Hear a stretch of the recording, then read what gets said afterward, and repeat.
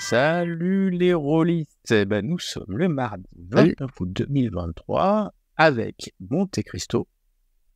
Salut Aetheria. Hello. Et votre serviteur Kylian. Nous sommes au 29e jour de ce RPGED sur une question que je vais vous montrer. Le 29.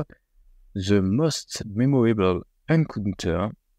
La rencontre la plus mémorable, on va l'appeler comme ça. Ouais. C'est assez large, donc on va commencer par Aetheria, si je m'abuse, si tu veux bien. Bien sûr. Alors, il y en a eu deux. Et deux qui ont concerné le même personnage. Qui était, alors, c'était du Donjons et Dragons, c'est du DD5, on s'en doute. Et c'était un personnage, un perso qui s'appelle Arès, donc qui était une rôdeuse. Les deux rencontres ont causé chez elle une espèce de stress post-traumatique. Parce que les deux fois, elle a affronté un dragon. Les deux fois, elle est morte. Et elle était ressuscitée. La première rencontre que j'ai trouvée mémorable, en fait, j'ai trouvé qu'en fait, que le système de combat que le MJ avait choisi était vraiment très cool. Parce que c'est pas du bête, tu tapes le monstre et tu lootes.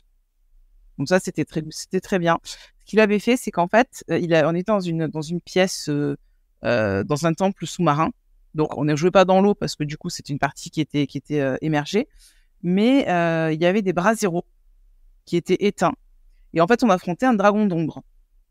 Et en gros, il fallait, dans la mécanique du jeu, pour affaiblir le dragon, qui était vraiment beaucoup plus puissant que nous, il fallait allumer les bras zéro. Donc, on allait allumer chacun notre tour un bras zéro, pas très loin de là où on était.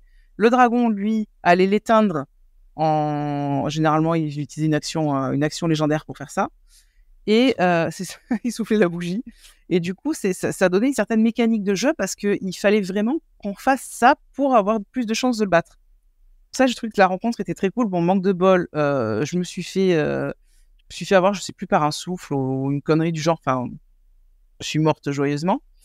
Et le deuxième dragon qu'a rencontré Arès, c'était, je crois, chez les Drow en Outre-Terre, où en fait on était allé accompagner un groupe de Drow pour aller affronter un dragon qui n'était pas joué par l'UMJ, qui était joué par un autre collègue qui était venu en guest. Et son dragon était, je sais plus ce que c'était, un dragon noir, je sais plus quoi. Il était très cool aussi. Et lui, il a tué Arès. J'avais un perso qui était très mobile et qui attaquait de très loin. Donc, j'étais bien planqué au sommet d'une espèce de falaise. Et il est venu jusqu'à moi.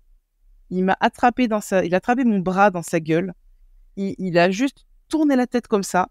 Mon bras s'est décroché et mon corps a volé une centaine de mètres plus bas, me tuant sur le coup. Donc, deux rencontres dont je me souviendrai toute ma vie, dont Arès se souviendra également toute sa vie, la pauvre. Et oui, parce que du coup, elle a été ressuscitée les deux fois. Voilà, donc de très belles rencontres que je ne souhaite à personne. C'est l'avantage de DD5. Ouais, c'est ça. Bon, par contre, effectivement, on a décidé que le MJ, je lui ai dit, écoute, moi, je pense que mon perso, après 2 dragons qui l'ont tué, si ça te va, la prochaine fois qu'elle va rencontrer des dragons, elle aura des malus, des trucs comme ça, parce que ça me semble logique qu'elle ait un stress post-traumatique à cause de ça. Le MJ a accepté, donc c'était très cool de sa part. Voilà, je pense que c'est tout pour moi. Je vais laisser la parole à mon comparse Monte Cristo. Moi, je vais vous parler d'une rencontre que j'ai fait sur Shadowrun. Alors, je jouais un adepte physique un petit peu particulier, on va dire. Son nom de rue était Street Palouf. Voilà. Voilà. C'est-à-dire qu'il avait un grand sens. Était pas tellement forcément un avantage.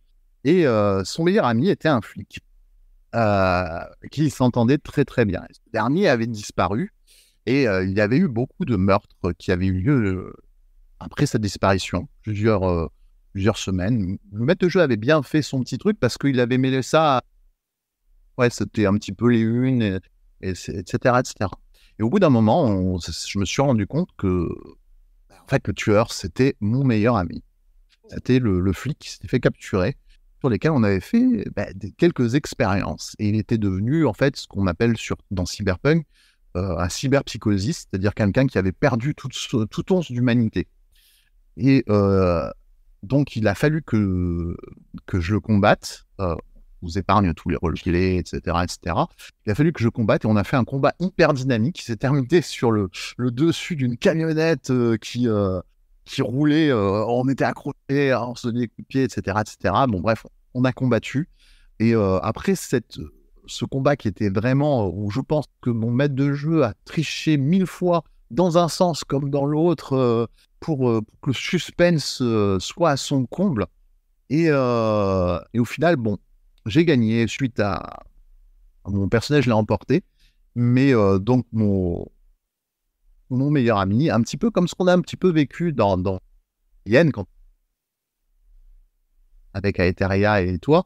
En fait, mon meilleur ami n'était pas totalement tombé, mais il était devenu une sorte de forme de machine avec son humanité qui commençait. Il reprend un peu en possession de ses esprits et me supplie donc de mettre fin à ses jours.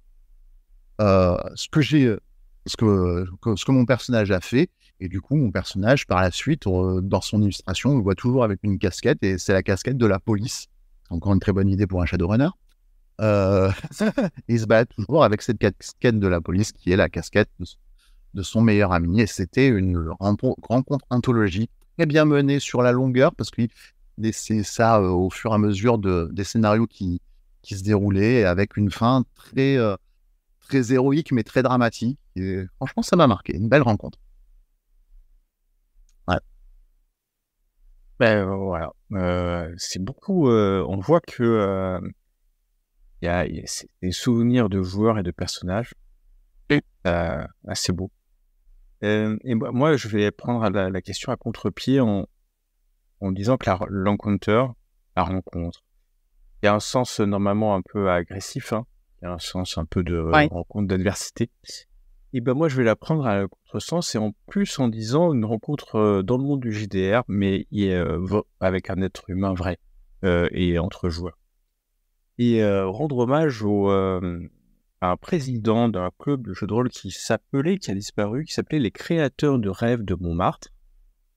Je vais l'appeler par son prénom, Nicolas. Une partie de sa famille d'origine américaine et lui français, qui en a été le président pendant des années, alors que j'en étais le secrétaire. Et c'est dans l'adversité que nous avons les deux rencontrés pour faire tenir ce club de JDR qui avait été créé à l'origine par Frédéric Ganguin, un poète qui aujourd'hui est toujours dans le milieu du JDR et initie des jeunes et de la Ciotat. Il fait des stages d'initiation au JDR. Et c'est Frédéric Ganguin qui a créé ce club à Montmartre, hein, comme on l'indique, créateur de Rêve de Montmartre. Et dans l'adversité avec Nicolas, j'ai beaucoup appris, à la fois sur le jeu de rôle, mais aussi comment on s'implique dans la vie associative rôlistique. Et les années sont passées, on s'est retrouvés dans les années 2007, et c'est devenu mon meilleur ami qui me connaît mieux que quiconque sur cette terre. Bon. Et c'est pour dire quand même, donc le jeu de rôle, c'est aussi, et peut-être avant tout, des rencontres qui sont pas toujours simples entre personnes à comportement ou caractère parfois un peu différents. Mais dans le jeu, on peut trouver aussi des compromis. Voilà, et donc merci pour ce 29e jour. Merci à Etheria, merci Monte Cristo. À demain, mercredi 30. À demain. Ciao. Ciao.